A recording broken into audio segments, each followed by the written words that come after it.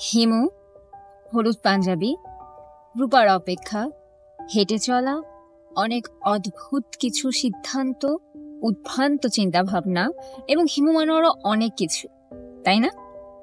জি, আজকে আপনাদের সাথে হিমু নিয়ে কথা বলবো। আমি সাবাইতে জান্নাত সামান্তা।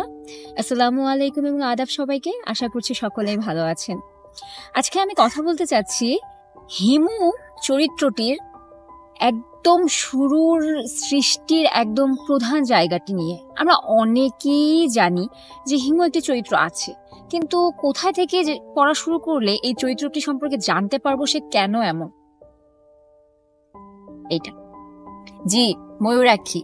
আপনারা সবাই ময়ূরাক্ষী নিয়ে এটি জানেন যে হুমায়ুনের একটি সৃষ্টিকর্ম, যেখানে একটি নদীকে নিয়ে কল্পনা করা হয়েছে, কিন্তু এটি হচ্ছে প্রথম উপন্যাস যেখান থেকে আপনি হিমুর ব্যাকগ্রাউন্ড একদম ভালোভাবে জানতে পারবেন, তার ফ্যামিলি, তার পরিবার সবকিছু সম্পর্কে জানতে পারবেন। সো কিসের দেরি, পড়ে ফেলুন। হিমু সিরিজ শুরুর জন্য বেস্ট একটি বই, সব জানতে পারবেন। আজ আসি, আল্লাহ হাফেজ।